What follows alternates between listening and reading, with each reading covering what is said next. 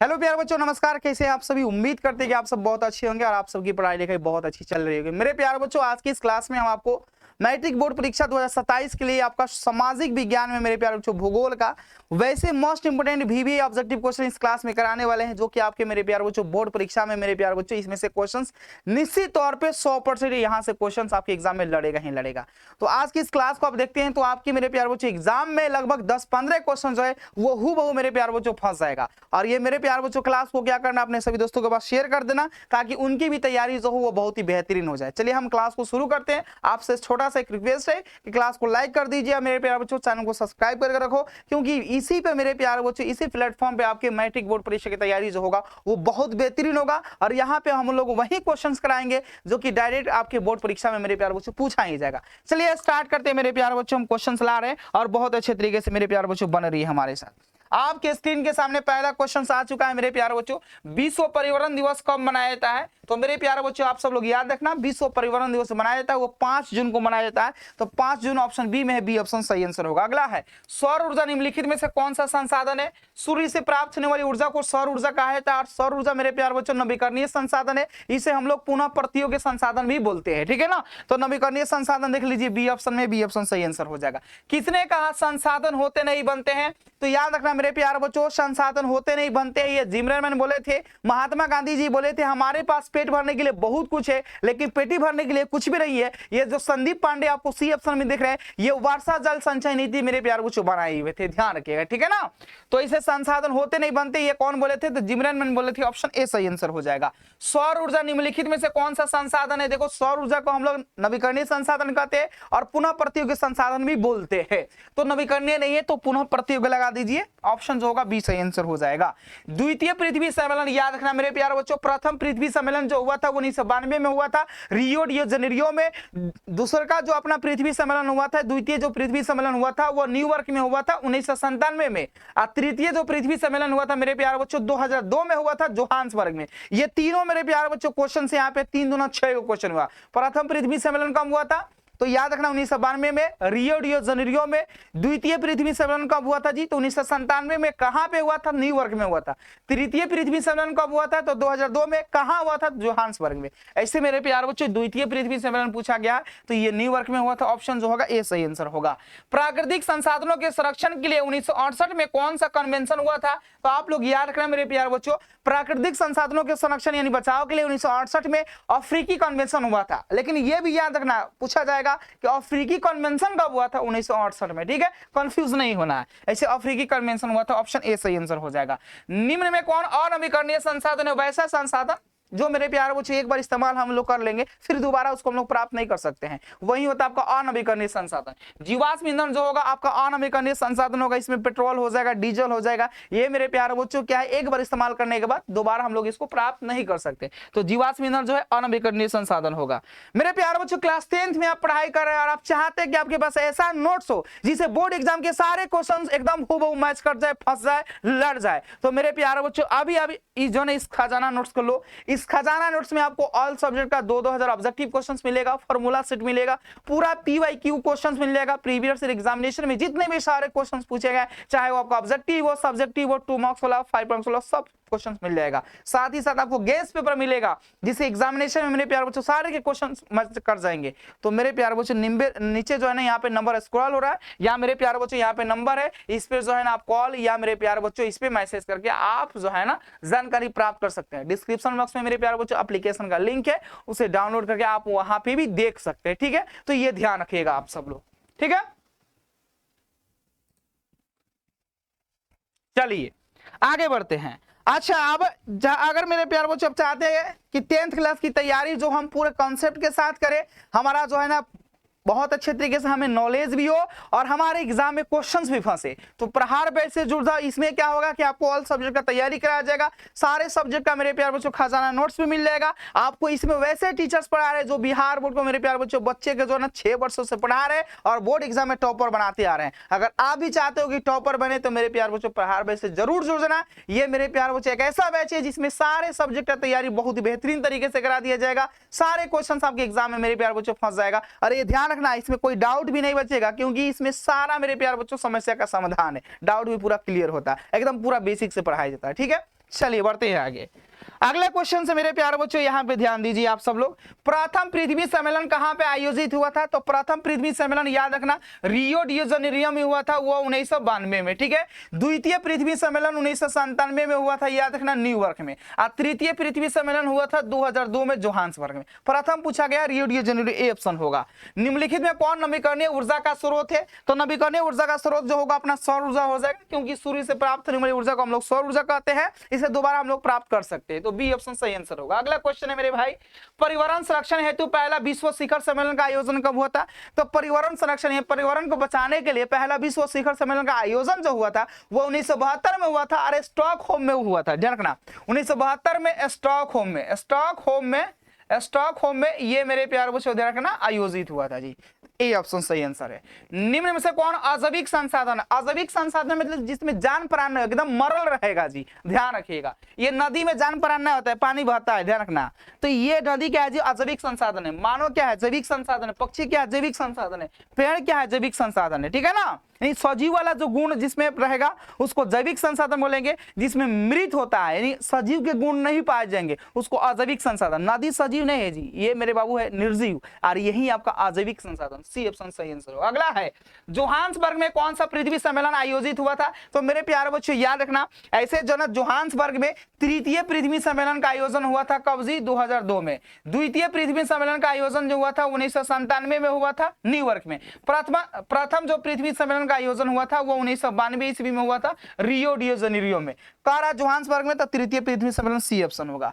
मेढक के प्रजनन को नष्ट करने वाला रसायन कौन सा है जी? तो मेढक के प्रजनन क्षमता को नष्ट करने वाला जो रसायन होता है वो होता है एंड्रीन। क्या होता है बाबू मेरे? एंड्रीन। तो सी ऑप्शन सही आंसर हो जाएगा। ये ऐसे क्वेश्चन है जो कि डायरेक्ट आपके बोर्ड परीक्षा मेरे प्यार बच्चों फंसेगा, एकदम आएगा ही आएगा, गारंटी है मेरे प्यार बच्चों 100%। ध्यान रखना, ठीक है। काली मिट्टी उपयुक्त है, तो काली मिट्टी का उपयोग जो होता है मेरे प्यार बच्चों याद रखिएगा कपास की खेती करने के लिए, तो कपास के लिए ए ऑप्शन सही आंसर हो जाएगा। काली मृदा का दूसरा नाम क्या है? तो काली मृदा का दूसरा नाम है रेगुड़ मृदा, और ये देखना सबसे ज्यादा मात्रा में मेरे प्यार बच्चों पाया जाता है महाराष्ट्र में, ठीक है ना।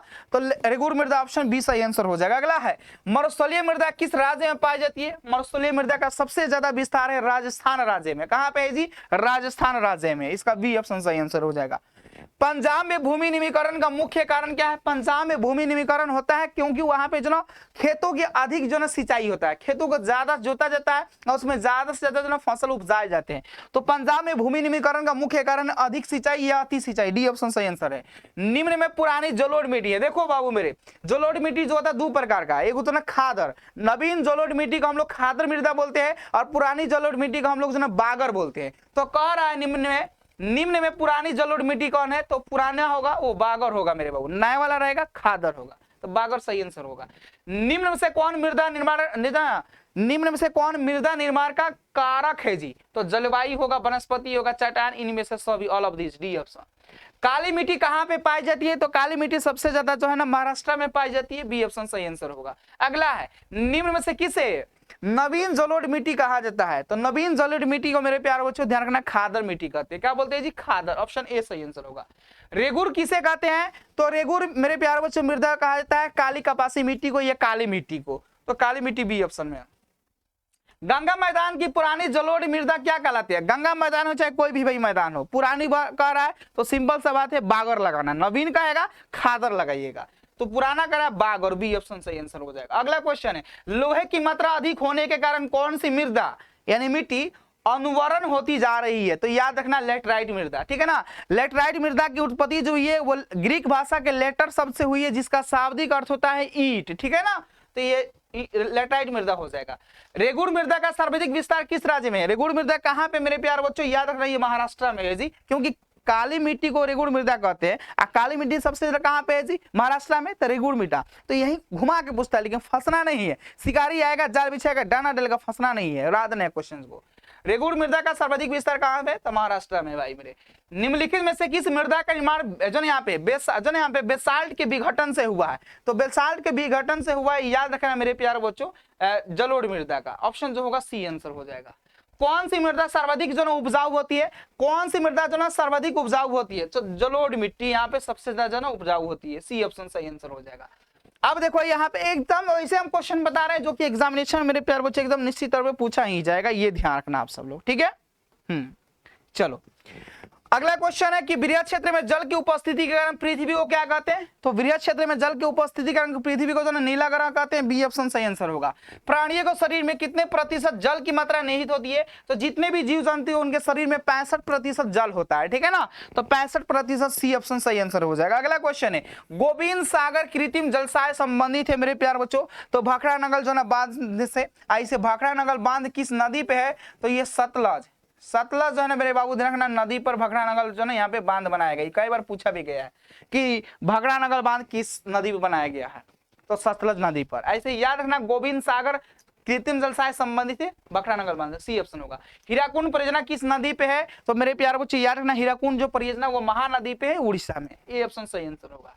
भारत में सबसे बड़ा मानव निर्मित जलसाय मेरे प्यार बच्चों है जी तो गोविंद बल्लभ जो ना पंत सागर जो है भारत का सबसे बड़ा जो ना मानव निर्मित जन जलसाय परियोजना, सी ऑप्शन सही आंसर होगा। अगला है बिहार में अति जल दोहन से किस तत्व का संकेंद्रण जो है बढ़ा हुआ है? तो बिहार में अति जल दोहन से मेरे प्यारे बच्चों आर्सेनिक तत्व का संकेंद्रण में वृद्धि हुआ, आर्सेनिक, सी ऑप्शन होगा। अगला है देश में सर्वाधिक वर्षा कहां पे होती है? सबसे ज्यादा जो ना देश में बारिश कहां पे होती है जी? तो मुंशीराम में, ऑप्शन जो होगा बी सही आंसर हो जाएगा। देश के बांधों को किसने भारत का मंदिर कहा था? तो देश के बांधों को आधुनिक भारत का मंदिर बोले थे पंडित नेहरू। कौन बोले थे जी? पंडित नेहरू। तो ऑप्शन जो होगा सी राइट आंसर होगा। अगला है नर्मदा घाटी परियोजना किन किन राज्यों से संबंधित है? तो नर्मदा घाटी परियोजना मेरे प्यारे बच्चों जो यहाँ पे गुजरात, महाराष्ट्र और मध्य प्रदेश से संबंधित है। गुजरात, महाराष्ट्र और मध्य प्रदेश, गुजरात, महाराष्ट्र, मध्य प्रदेश, डी ऑप्शन सही आंसर होगा। अगला है भारत का सबसे लंबा बांध कौन सा है जी? तो भारत का सबसे जो लंबा बांध है मेरे प्यारे बच्चों ये हीराकुंड बांध है, ऑप्शन ए सही आंसर होगा। अगला है भाखड़ा नगर परियोजना किस नदी पर बनी हुई है?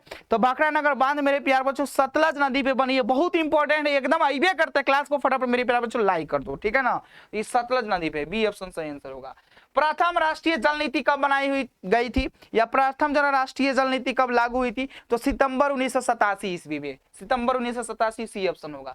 कृष्णराज सागर बांध किस नदी पे मेरे प्यारे बच्चों है? कृष्णराज सागर बांध किस नदी पे है? तो मेरे प्यारे बच्चों कावेरी नदी पे, सी ऑप्शन होगा।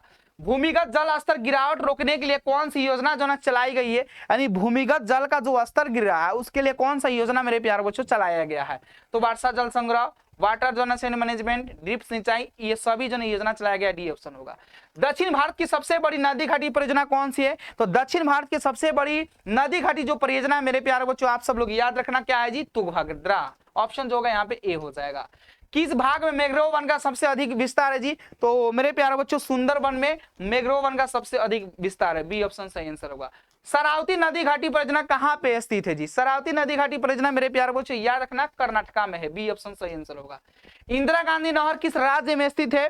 तो इंदिरा गांधी नहर मेरे प्यारे बच्चों याद रखना राजस्थान राज्य में। कहां पे जी? राजस्थान राज्य में, सी ऑप्शन सही आंसर होगा। अगला है दामोदर घाटी परियोजना किस राज्य में स्थित है? दामोदर घाटी परियोजना किस राज्य में स्थित है मेरे प्यारे बच्चों? तो ये झारखंड में है, ऑप्शन जो होगा ए सही आंसर होगा। अगला है ब्रह्मपुत्र नदी तिब्बत में किस नाम से जानी जाती है? ये ध्यान दीजिए, ये आपके मैट्रिक परीक्षा में तो पूछा ही जाता है, बिहार दरोगा, बिहार पुलिस में इस सब में क्वेश्चन ये पूछा गया, ध्यान रखिएगा, पढ़िएगा तो पता चल जाएगा आपको, ठीक है ना।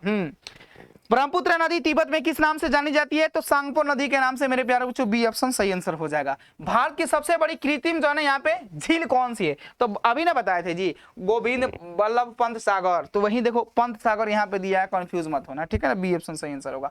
आसवान बांध किस नदी पर मेरे प्यारे बच्चों है?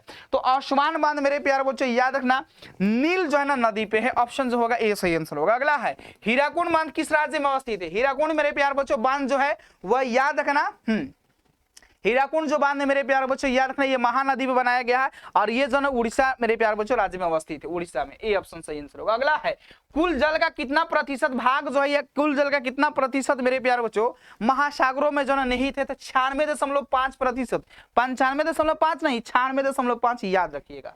अगला क्वेश्चन है सरदार सरोवर कृत्रिम जलसाय किस नदी पे है मेरे प्यारे बच्चों?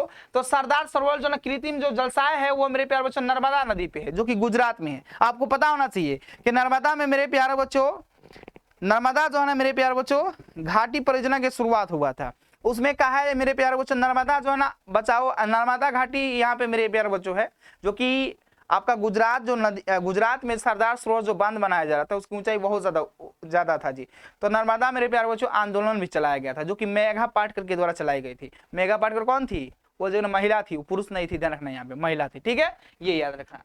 अगला क्वेश्चन है, एक एनजीओ की वानिकी रिपोर्ट के अनुसार 1948 में विश्व में कितने हेक्टेयर भूमि पर वन का विस्तार है जी? तो 400 हेक्टेयर, ऑप्शन जो होगा बी सही आंसर होगा। संविधान की धारा 21 का संबंध किससे है जी? तो संविधान का धारा 21 का जो संबंध है वन्य जीव तथा प्राकृतिक संसाधनों के संरक्षण से, ए ऑप्शन सही आंसर होगा। अगला है, भारत का कान्हा राष्ट्रीय पार्क प्रसिद्ध है। देखो हम आपको बोलते हैं मेरे शेर और सरनियो, तो ये आपके लिए फेमस नहीं है, बाघ के लिए फेमस है, ठीक है। तो भारत का कान्हा राष्ट्रीय पार्क किसके लिए प्रसिद्ध है? तो ये बाघों के लिए, ऑप्शन बी सही आंसर होगा। अगला है, भारत का राष्ट्रीय पक्षी कौन सा है? तो भारत का राष्ट्रीय पक्षी मेरे प्यारे बच्चों याद रखना, मोर या मयूर। कौन सा है जी? मोर या मयूर। तो ऑप्शन यहाँ पे सी हो जाएगा, कहीं कहीं पे मयूर के जगह पर मोर लिखे मिलेगा, कंफ्यूज मत होइए।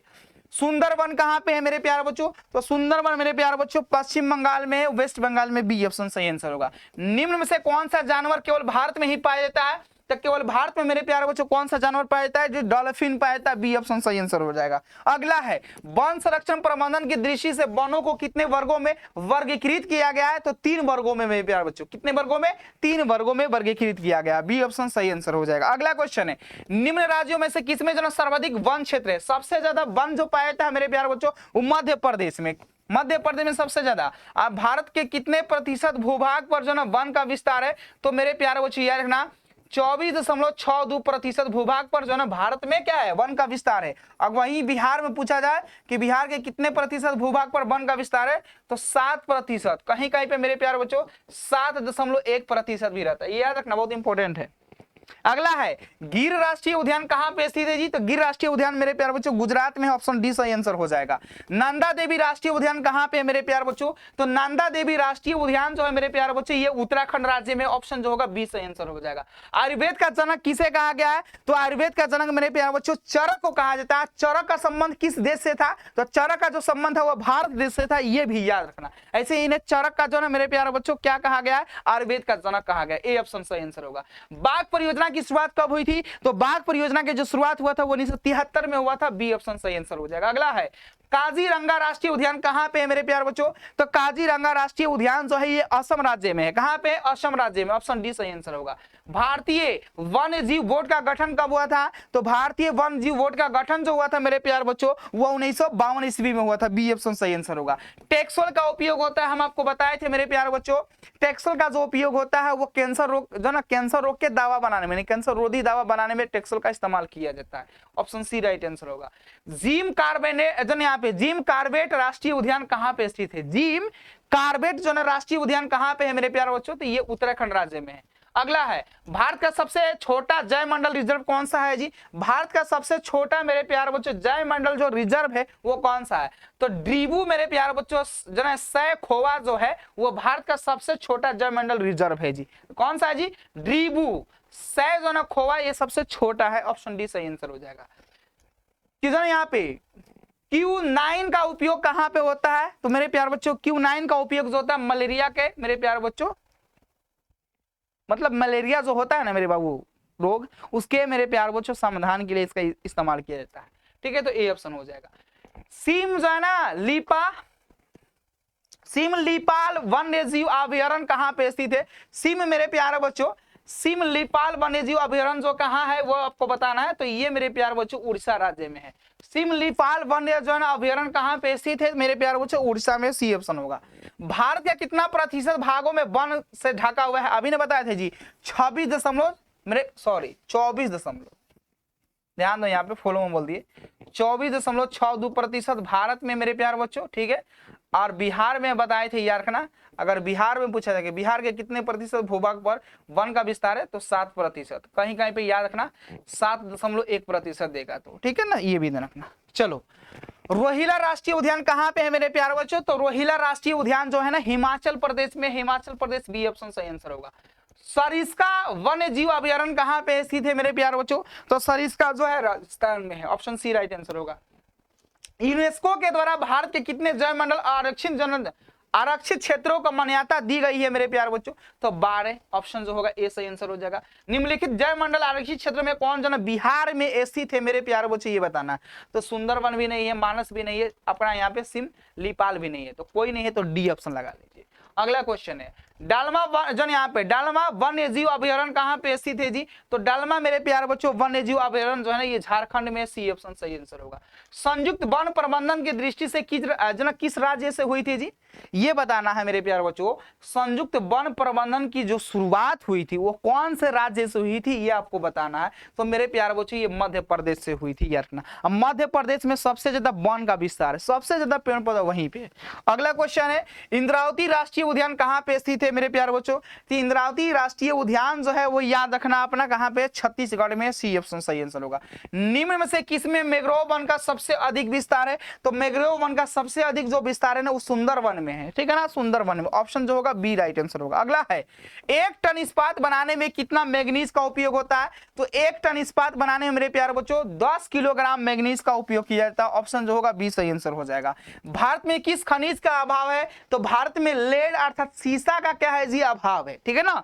लेड या सीसा, ध्यान रखना यहाँ पे लेड या सीसा मेरे प्यारे बच्चों, ठीक है, सीसा।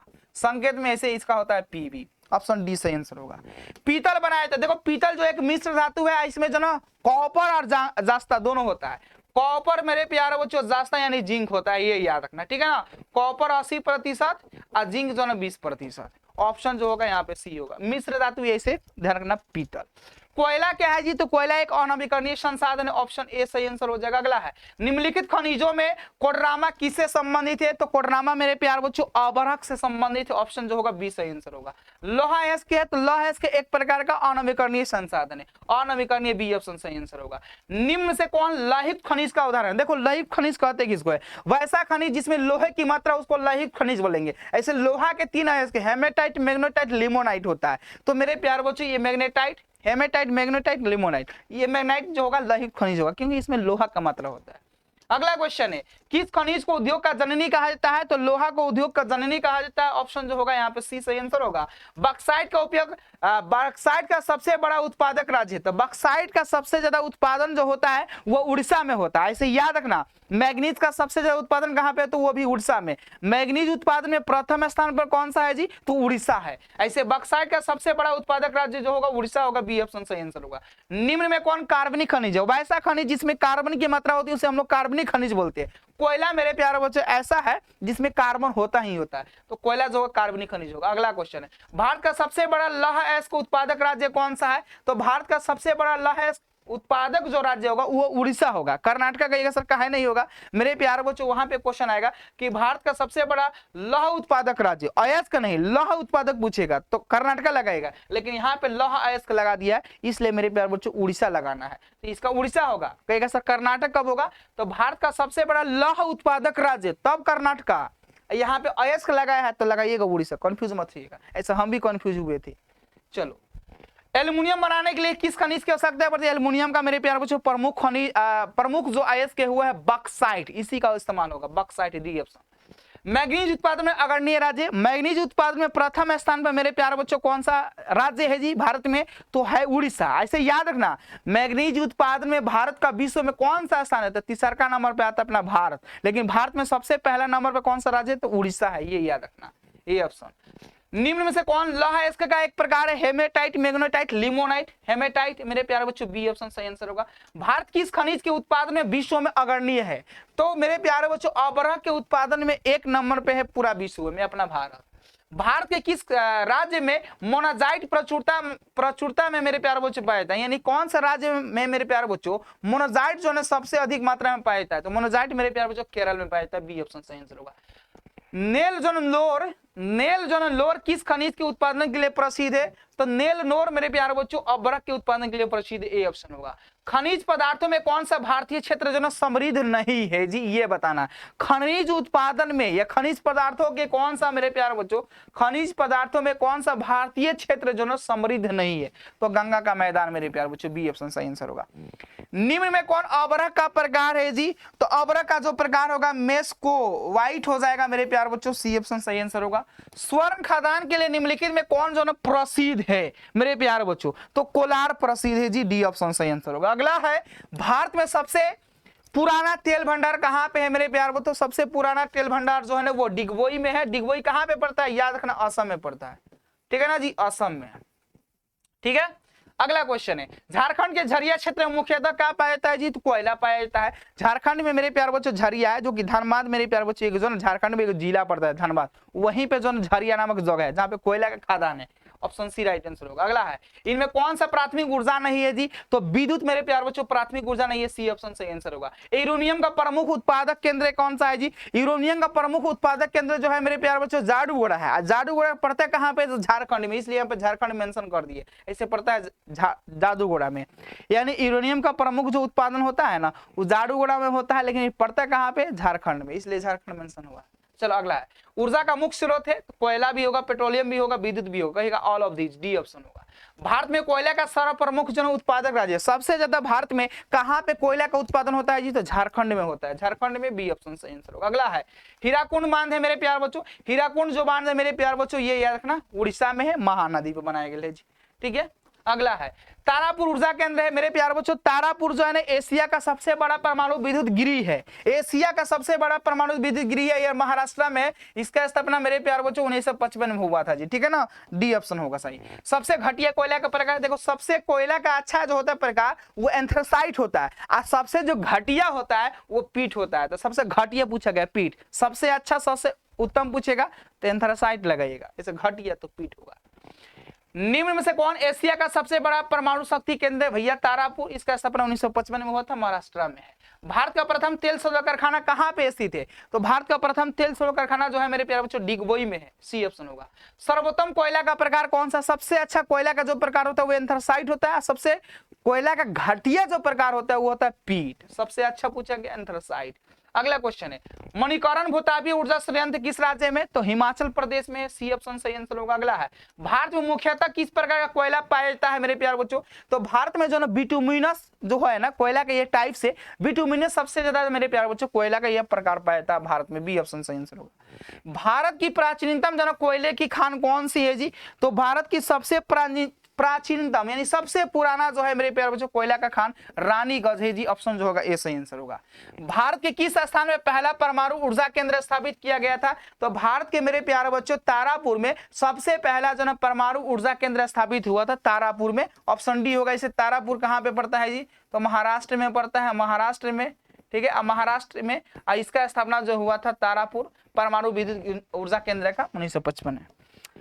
प्राकृतिक गैस किस खनिज के साथ पाया जाता है मेरे प्यारे बच्चों? तो पेट्रोलियम के साथ पाया जाता है, बी ऑप्शन सही आंसर होगा। निम्न में कौन जीवाश्म ईंधन है? तो जीवाश्म ईंधन कोयला भी है, पेट्रोलियम भी है, प्राकृतिक gas, all of this, D option सही आंसर होगा।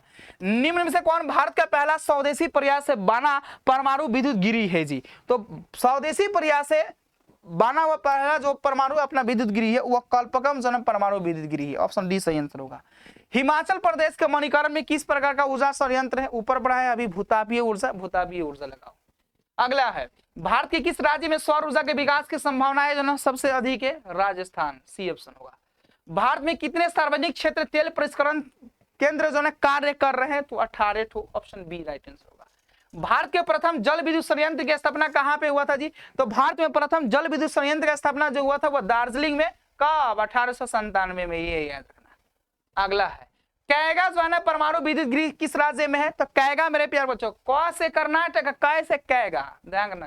तो कैगा परमाणु विद्युत गृह मेरे प्यार बच्चों कर्नाटका में, बी ऑप्शन सही आंसर होगा। कल्पकम परमाणु विद्युत जन संयंत्र कहां पे है? तो ये मेरे प्यार बच्चों कल्पकम जो है ना तमिलनाडु में है, कहां पे जी? तमिलनाडु में, ऑप्शन ए सही आंसर होगा। नहरकटिया तेल क्षेत्र कहां पे स्थित है जी? तो नहरकटिया मेरे प्यार बच्चों है आपका असम राज्य में, बी ऑप्शन होगा। भारत की सबसे पुरानी तेल शोधन इकाई है मेरे प्यार बच्चों डिगबोई, यहाँ पे ध्यान दो, ये डिगबोई होगा, ध्यान रखना, डिगबोई, ठीक है, सी ऑप्शन सही आंसर होगा। अगला है, भारत में प्रथम जल विद्युत संयंत्र की स्थापना कहां पे हुआ था जी? तो भैया ध्यान रखना दार्जिलिंग में, कब जी? 1897 में, याद रखना। अगला है, भारत की सबसे पुरानी तेल शोधक इकाई कौन सी है? वही मेरे प्यारे बच्चों डिगबोई है, ए ऑप्शन सही आंसर होगा। निम्न तेल उत्पादक क्षेत्र में कौन गुजरात में स्थित है मेरे प्यारे बच्चों? तो गुजरात में स्थित है मेरे प्यारे बच्चों अलंक, यहाँ पे अंकलेश्वर, यहाँ पे लगाओ अंकलेश्वर, अंकलेश्वर, ऑप्शन जो होगा सी राइट आंसर होगा, अंकलेश्वर। एंथ्रासाइट कोयले के संबंध में कौन सा कथन सत्य है? एंथ्रासाइट जो है सबसे अच्छा कोटि का ये कोयला होता है, सर्वोत्तम मेरे प्यारे बच्चों कोटि का कोयला, ए ऑप्शन होगा सर। खनिज तेल उत्पादन में कौन सा देश जो अग्रणी है? तो भैया संयुक्त राज्य अमेरिका, ऑप्शन जो होगा बी सही आंसर होगा। जवारीय ऊर्जा किस प्रकार का संसाधन है? तो जवारीय ऊर्जा मेरे प्यारे बच्चों याद रखना, ये नवीकरणीय ऊर्जा का संसाधन है, ये नवीकरणीय संसाधन है। मेरे प्यारे बच्चों ये ज्योग्राफी के 133 हम जो क्वेश्चंस बताए आप सब लोग इसको अच्छे तरीके से याद कर लेते हैं, तो यहां से डायरेक्ट आपके बोर्ड परीक्षा में 10-15 क्वेश्चंस एकदम हूबहू मेरे प्यारे बच्चों पूछा जाएगा। और मेरे प्यारे बच्चों आप सब लोग जो ना कमेंट बॉक्स में कमेंट करके जरूर बताना कि आज की ये क्लास करके कैसा लगा। आगे भी मेरे प्यारे बच्चों ऐसे ही क्लास का आप इंतजार करते रहिएगा, हम लोग डेली मेरे प्यारे बच्चों ऐसे ही बेहतरीन सेशन आपके लिए लाएंगे। बस एक छोटा सा आपको मेरे प्यारे बच्चों हेल्प करना है कि चैनल को सब्सक्राइब कर लेना है और अपने सभी दोस्तों के पास शेयर करना है। और मेरे प्यारे बच्चों अभी तक लाइक नहीं क्लास को फटाफट लाइक कर दिए, ठीक है। मिलते हैं अगले क्लास में, bye bye, take care, love you all, God bless you, have a nice day, have a nice night. जो भी है मेरे प्यारे बच्चों आप सब लोग अच्छे तरीके से पढ़ो, हम चाहते हैं कि आप सबकी तैयारी इतनी बेहतरीन हो ताकि बोर्ड एग्जाम में आप बहुत अच्छा स्कोर करो और आप मेरे प्यारे बच्चों बहुत बेहतर मार्क्स लाओ, ठीक है। Okay bye bye, take care.